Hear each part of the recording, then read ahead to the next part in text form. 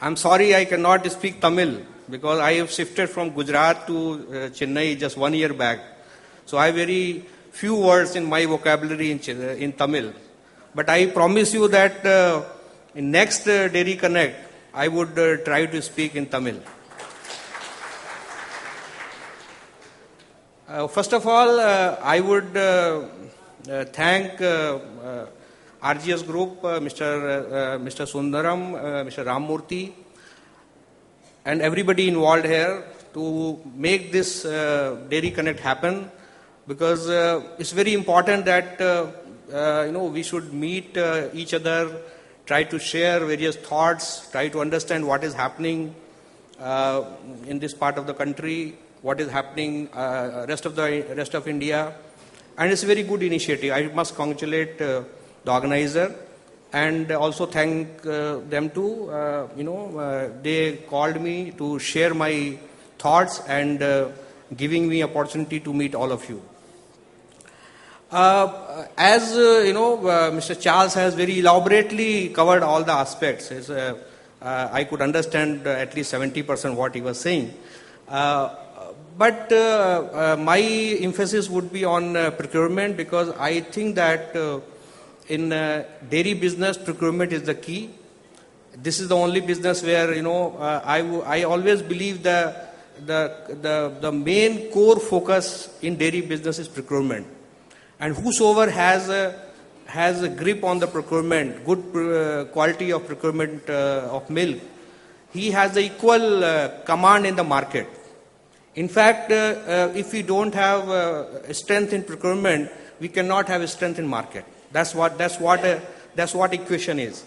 So, and if you seriously see that whatever we have share in procurement, the equal kind of share the companies have in the market. Because if you don't have procurement and you want to do so many things in the market, I think it's not very viable and sustainable. And the experience has shown the companies or the organizations who have not given focus on procurement, they were not very successful in the market. So procurement is the key for any dairy business. And let us also understand that procurement is not just buying and purchase of milk. It's an investment, which Mr. Charles has also mentioned. It's investment. You have to invest. You have to work with the farmers. First, we have to produce the milk. Then only procurement will happen. So it's a very, very important, and I think I would try to cover some aspect of procurement, what is required, what we should do, and how we should ensure that we have a good procurement system. Apart from quantity, the quality, the productivity, the efficiency, better conversion of in rumen of animal, and long-term planning, the farmers' interest, the young generation, how they should be interested in the dairy business, because we need lot of milk, but who is going to produce the milk? Until the dairy business is attractive to the youth, that is also very important. And I think that will be a very important challenge for country where when we have majority of the population who's youth, around 30 years, 35 years, whether they are interested in milk business. So we have to milk business very attractive, and then only we can think of meeting the demand and value addition and tapping the market potential and all these things. Please change. I just was going to history, and these are real photographs. This is a photograph of Anand district in 1946 when Amul was formed. This was the status of procurement that time, 1946. I think we have passed about 70 years. Now we have to see whether we have changed a lot from this or not. So that is very important, the way we procure.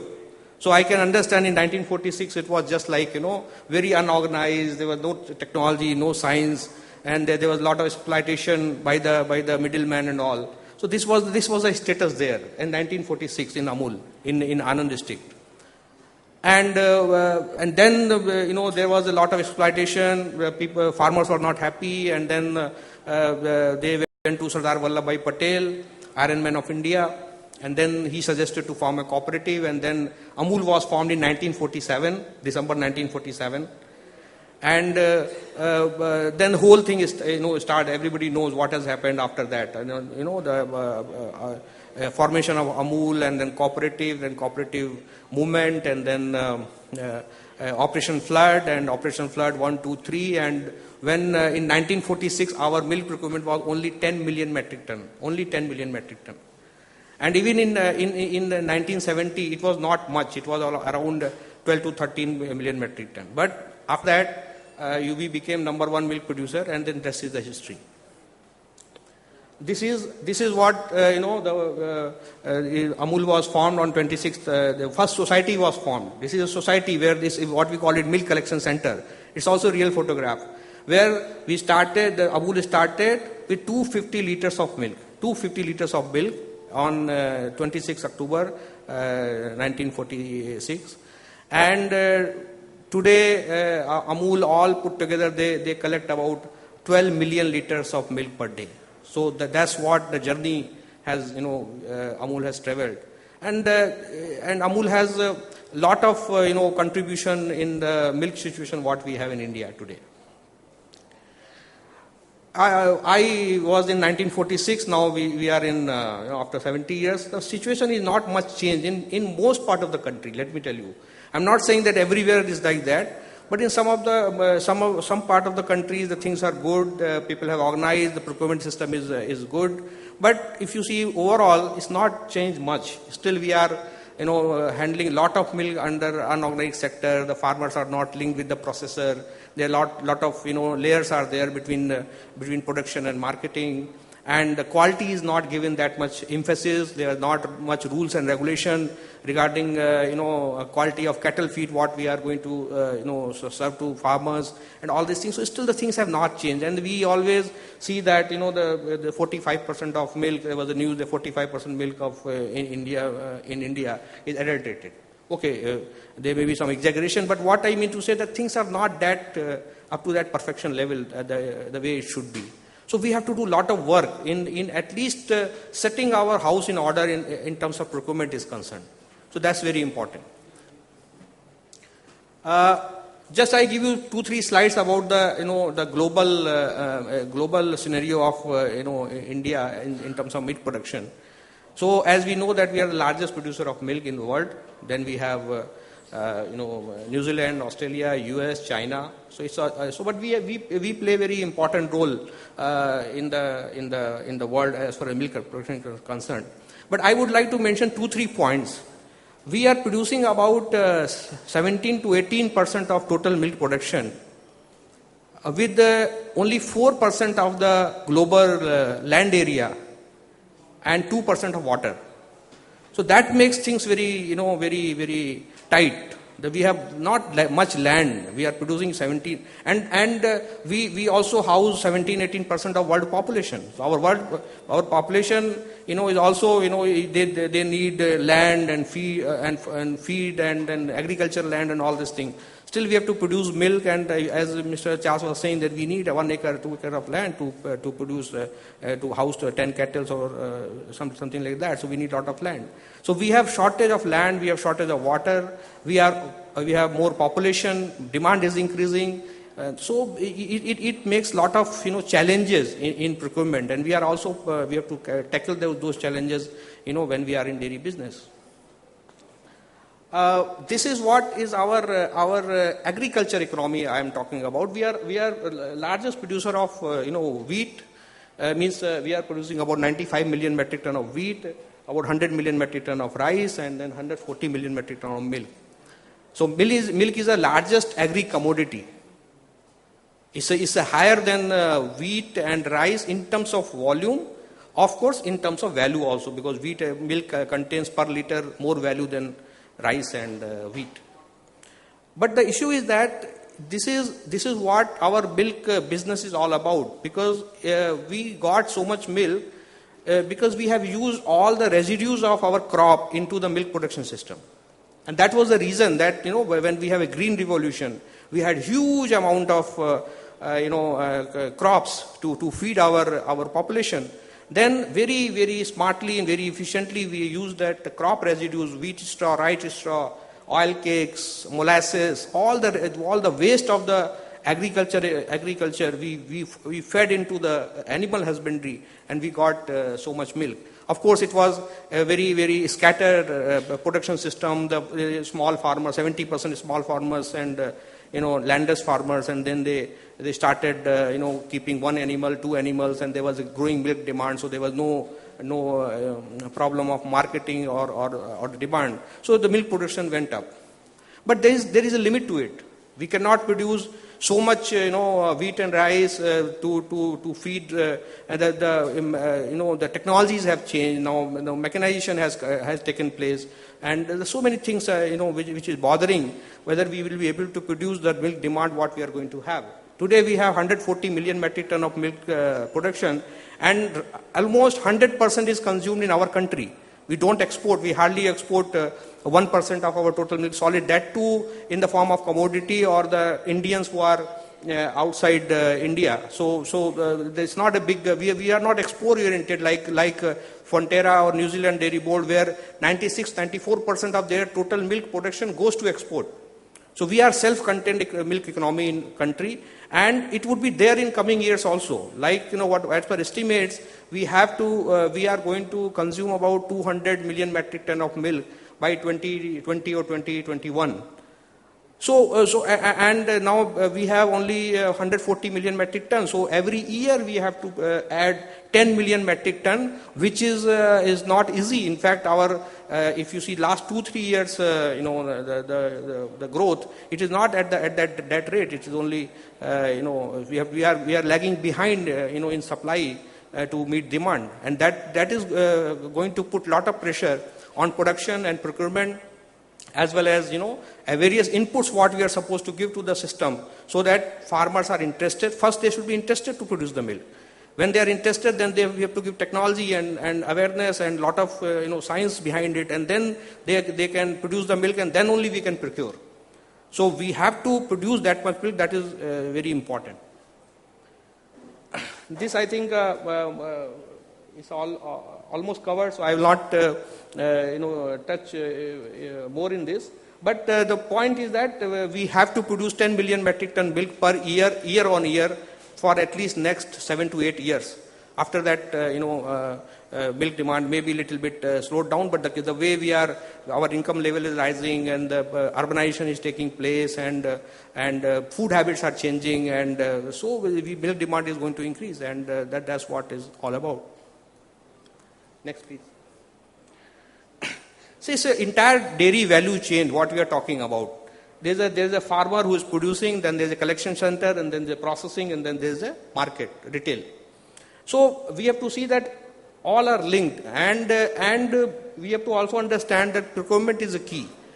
We cannot meet the demand unless we produce and procure. And we have to also know that the farmers also, they have lot of choice now, because of so much value addition is taking place, and then income level is increasing. So farmers also has choice to produce alternate. Because the demand in food processing is increasing, fruits and vegetables will increase. So farmers have some choice, and farmers also is consumer. If his income level is rising, he will also consume more and more milk. So the marketable surplus will be less for the market.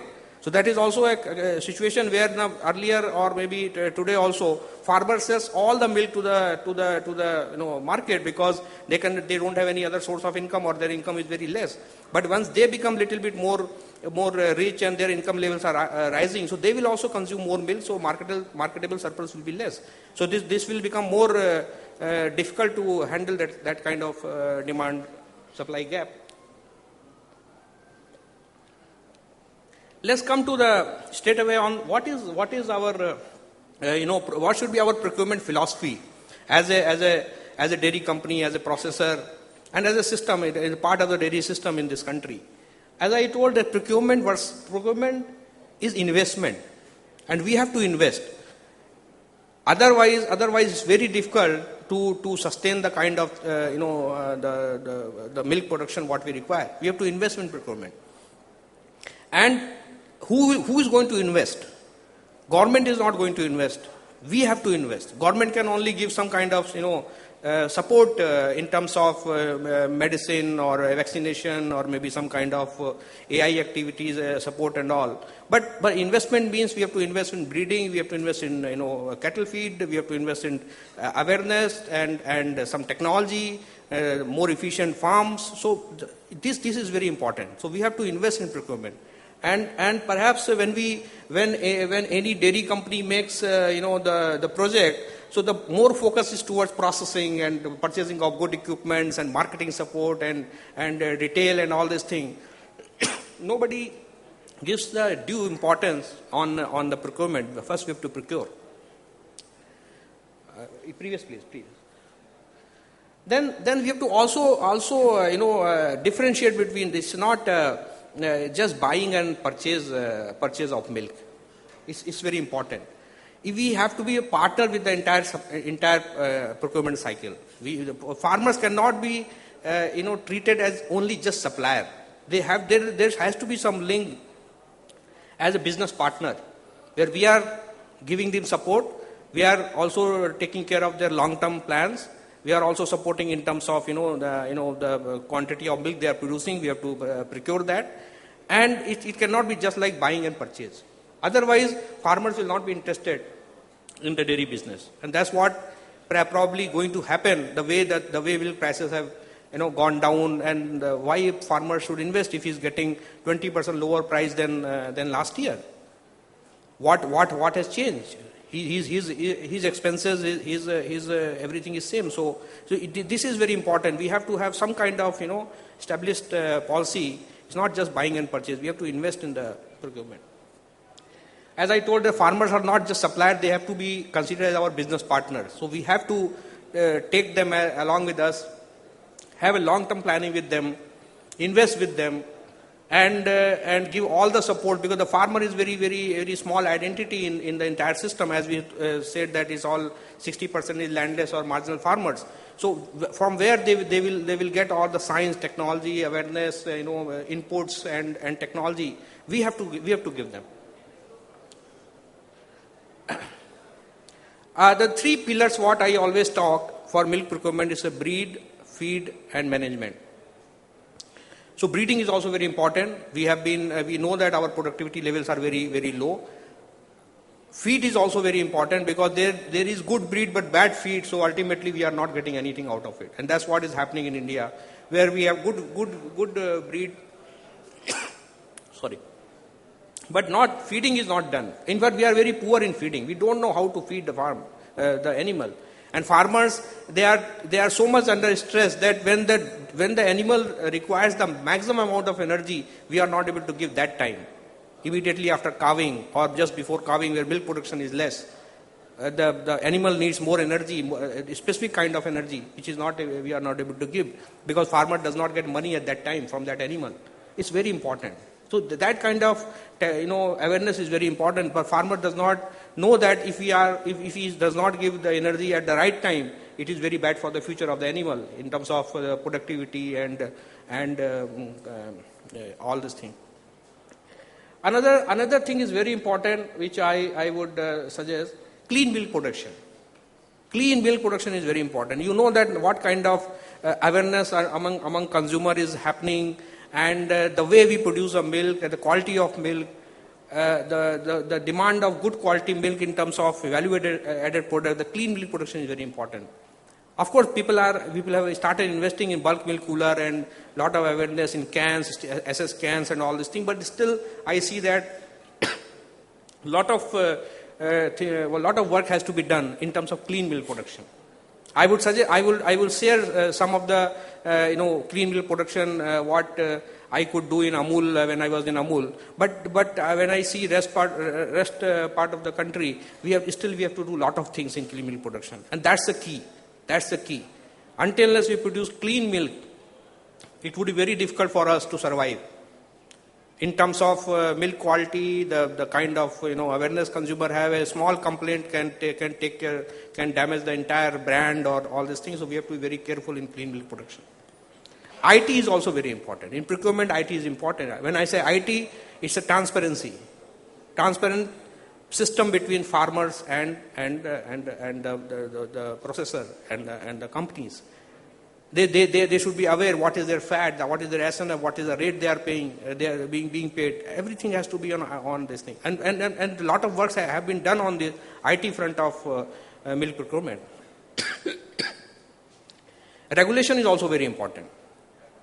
We have a lot of regulation, but it's not in place. So we have to be very, very careful about the regulation, what is going to, and it's going to be tough and tough. So we have to be very careful in terms of, when you procure the milk.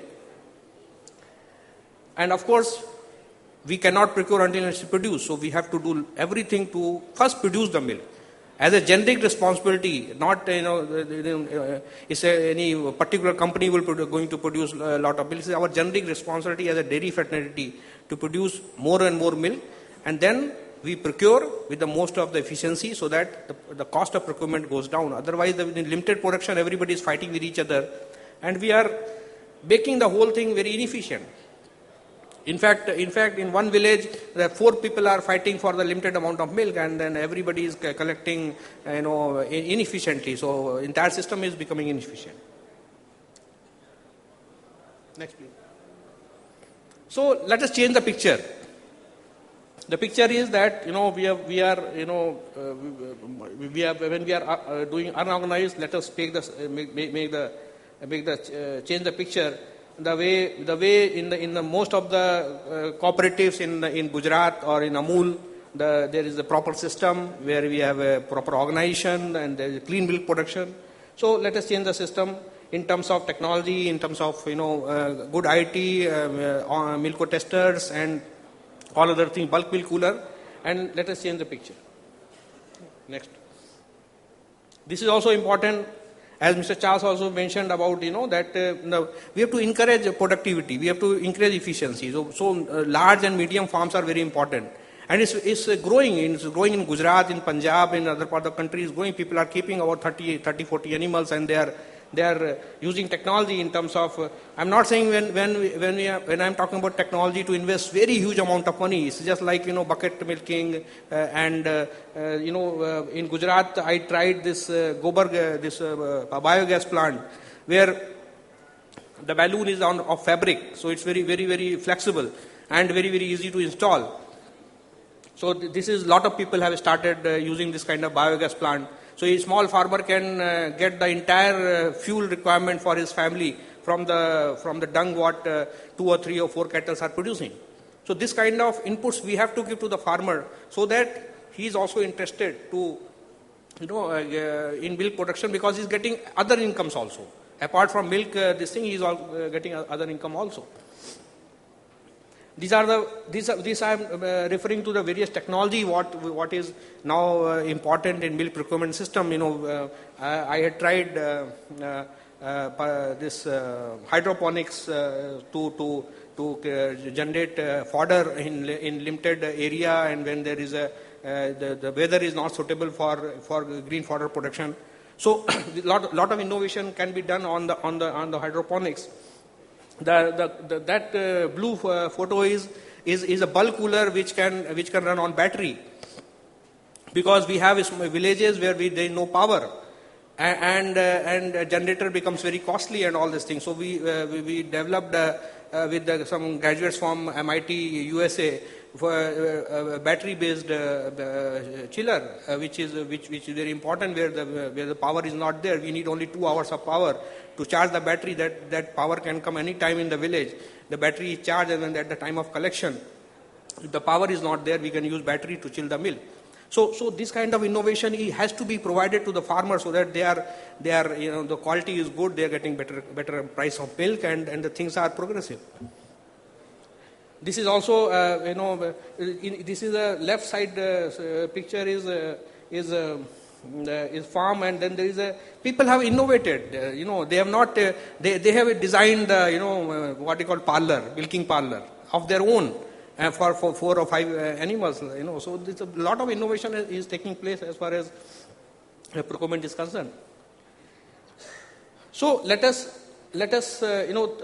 see what is the major features of a good procurement system. So first of all, we have to have some organization of system. That is very important. Very, very important. We cannot just go to some trader or we have to own that organization. We have to own that system.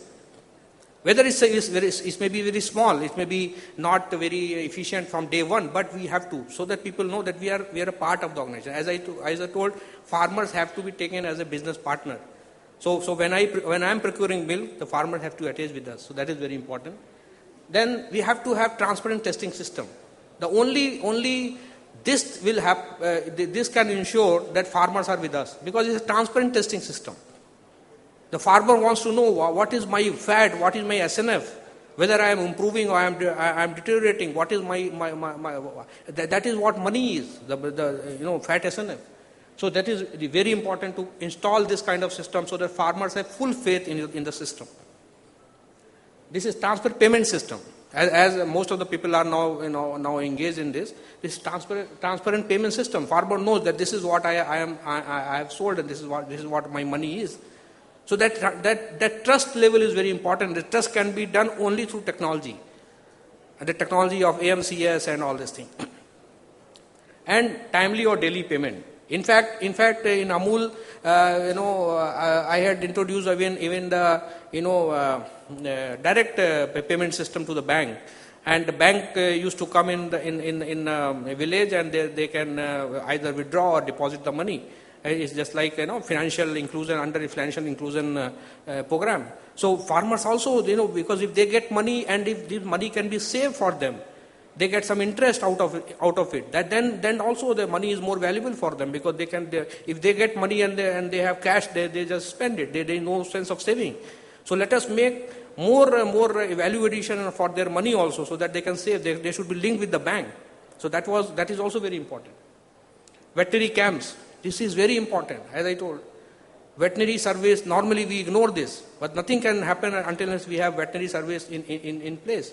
In terms of doctors, in terms of disease management, in terms of vaccination, in terms of preventive action to avoid any disease, in terms of AI, in terms of so many other, awareness about how to rear a calf and feeding, everything is very important.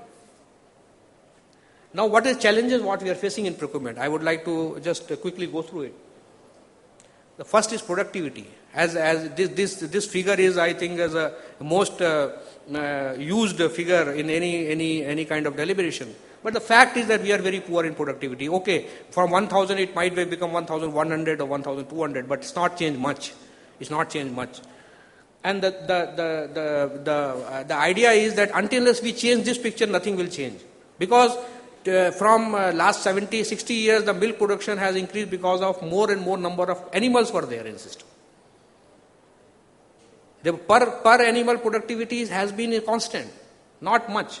Milk production was, is proportional to number of milk animals, nothing else. Now we cannot afford that because we don't have that kind of resources. In fact, all the resources for the milk production are shrinking. First resource, land. Third is water. Third is manpower. Fourth is, the interest. Even the interest of farmer, if you don't give lucrative returns to farmers, they will not be, attracted for dairy farming. So everything is against the more milk production. So we have to be very careful on that. And as we said, earlier said that NDP is, planned for improving milk productivity and all, but sometimes it takes more time, and perhaps we don't have that much time. So we have to be very fast on that. The issue is that the low input, low output model has to be changed. The entire dairy business in India is on low input, low output. Farmers are giving low input and they are giving low output. No problem. It's one system where you are not giving more input and you are not expecting more output. But this cannot be affordable now in coming decades and years. Please. So as we said, we have a great leap required for our productivity. We have huge population, 45% indigenous cows who are very, very poor in production. For 55% buffaloes and about only 10% crossbreds. So there is a very area-specific breeding policy required. People are advocating that let us improve efficiency of our indigenous cows. because they are more resistant to disease and they are more rugged, and but we have to somewhere we have to start. We have to see that. So breeding policy is very important. But at the end of the day, we have very inefficient livestock. Of course, crossbreeds have the good performance, but the numbers are very less, and maintenance becomes very, very costly. Investment is also costly, and they are not that productive the way it should be. Either they are not accustomed to the environment, or they are not properly fed. So both the things are against crossbred animals. So we have to take care of extension activities. We have to take care of awareness level. The farmers, there are a lot of things that are not known to the farmers. As last presentation, it was shown that chaff cutter. If you go to so many villages where people are not aware about what is the advantage of chaff cutting, they will just feed animals without cutting and all. A lot of awareness is required, and for which we also have to play the role. Each dairy company has to have some kind of manpower dedicated to aware the farmer for the better animal husbandry practices, so that the production levels are up and efficiencies are improved. Next. So we have to be very careful that under the low input system, farmers minimize cattle feed rations and input to inexpensive green fodder and agriculture crop residues. We can't afford to waste our precious protein resources for this. See, when we are feeding without scientific consideration, we are wasting a lot of feed. Cattle feed introduction is very important.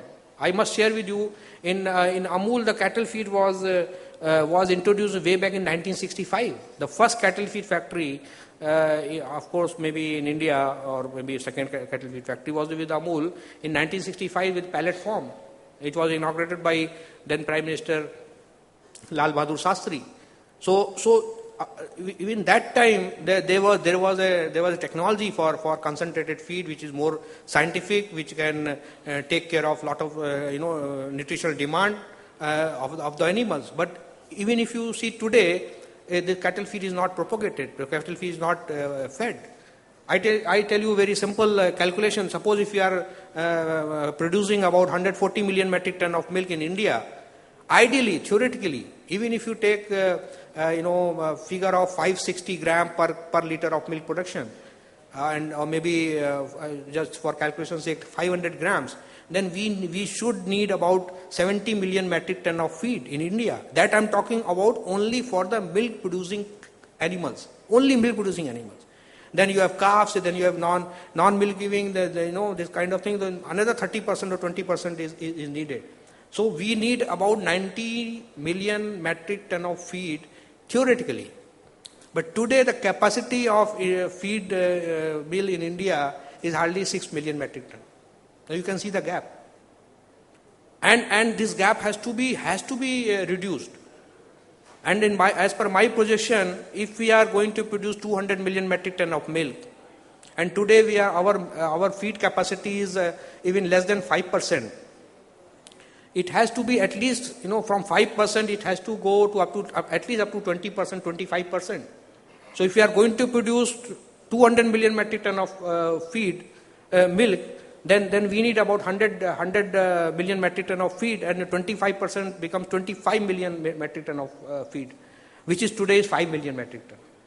So in next 7 years, 8 years, the cattle feed capacities have to be increased by at least 5 times.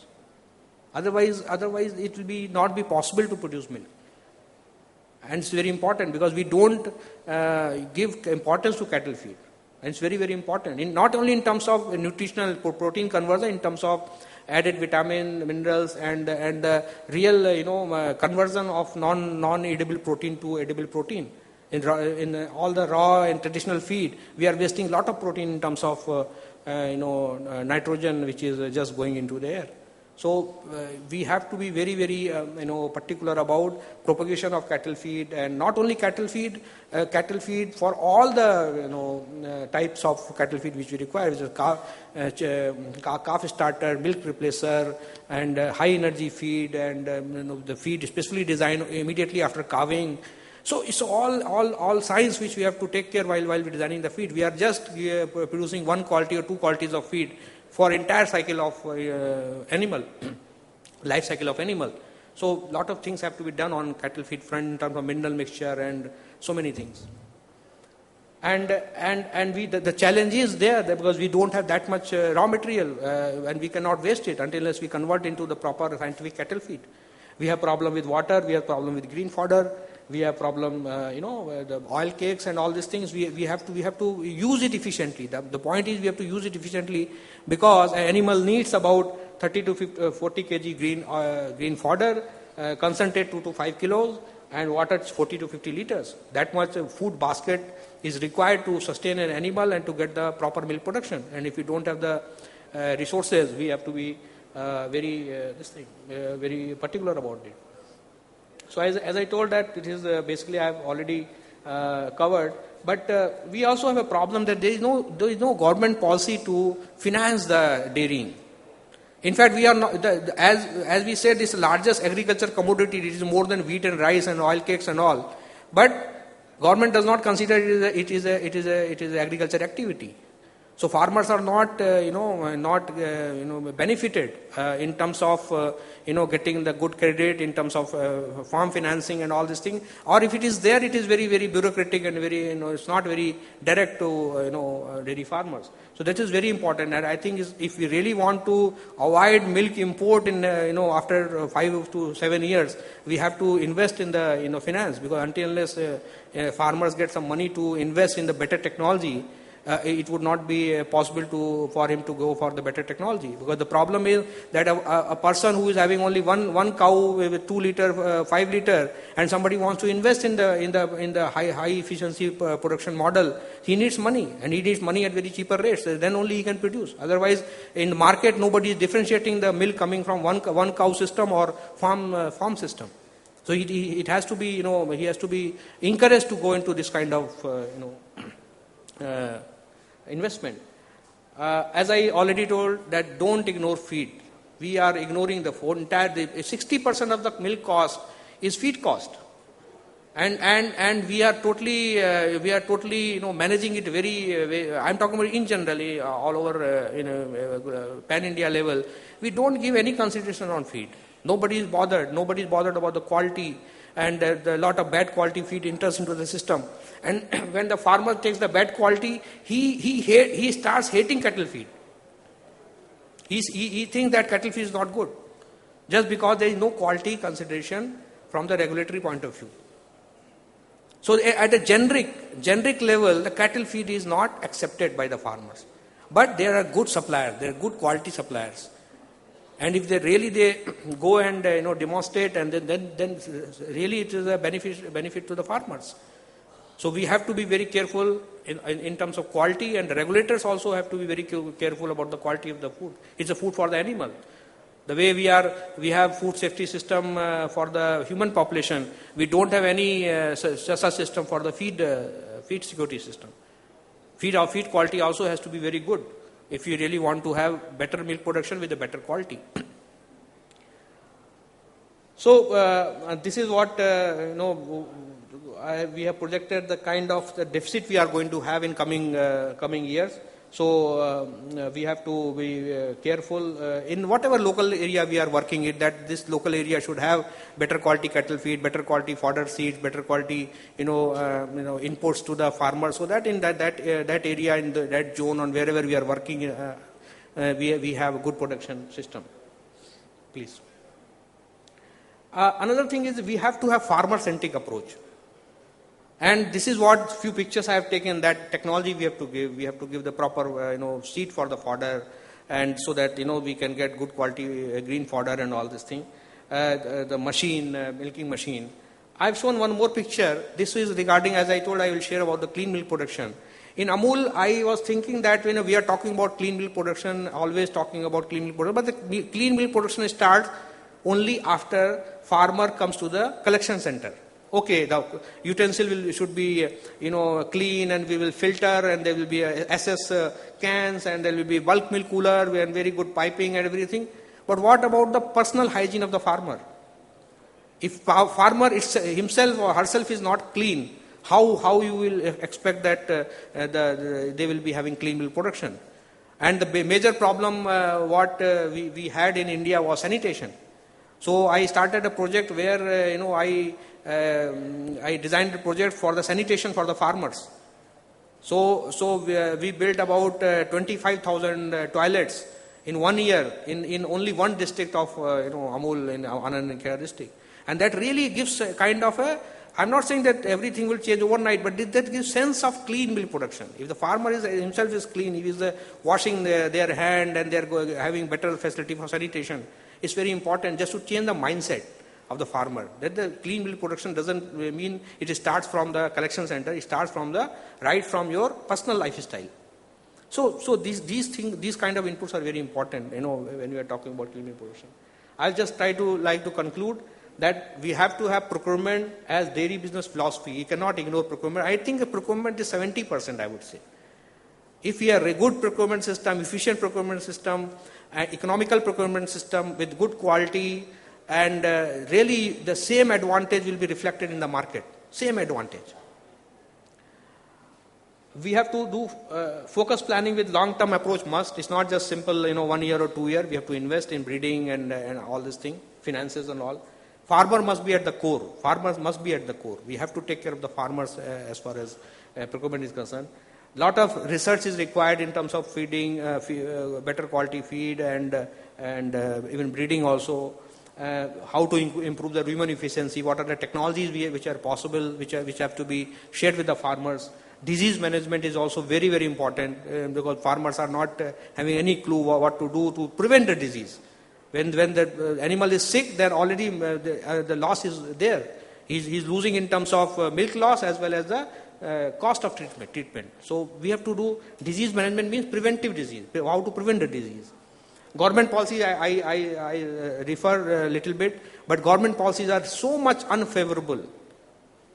And this is happening every now and then because sometimes milk production is so up and government has no clue, and there is absolutely there is no clue what kind of government policies we have for milk production system. There is no the issue is that when we have a very high milk production, then we have to inventorize that material. Like wheat, you have FCI go downs, you have all other things. But for milk production, whatever SMP or white butter, somebody has to inventory it. Somebody has to finance the inventory. If you don't have that, then there is a desperation to sell it. So government has to play a very important role in doing that inventory balancing in terms of investing in storage of SMP and white butter, so that there is no tension, because this is a very short term period, 3-4 months, 4 months. After that, the same inventory can be used, but who will hold that inventory? But government is holding inventory in FCI go downs. They are holding lot of inventories for other things. But until that is happening, there will be always distress, and the farmers will be ultimate sufferer. Ultimate sufferer will be farmers, and that will affect the milk production as well as procurement. Private sector has to play very important role. If you see last 10 years, more and more milk is now procured by private sector. In fact, earlier it was out of 20%, only 5 or 6 or 8% was from private, 12% was from cooperative. Now if it is, we are processing about 30%, 18% is from the private and 12% from the cooperative. So lot of private interest has been generated, and perhaps people are doing the best of their efforts to put the procurement at their core focus, but still I think a lot of things are required. Change, please. So ultimately, all must be happy. A cow must also be happy. We have to, that's what I'm talking about from the cow comfort point of view. The mat, the fogger, the overall environment. So ultimately, that's the science. If the cow is happy, there will be a good milk production. Until the farmer is happy, he will not be able to produce milk. And customer should also be happy, because ultimately he is financing everything. He's not all the cost is financed by customer only. So all three players have to be very happy, and procurement will play a very important role. Thank you very much for kind listening.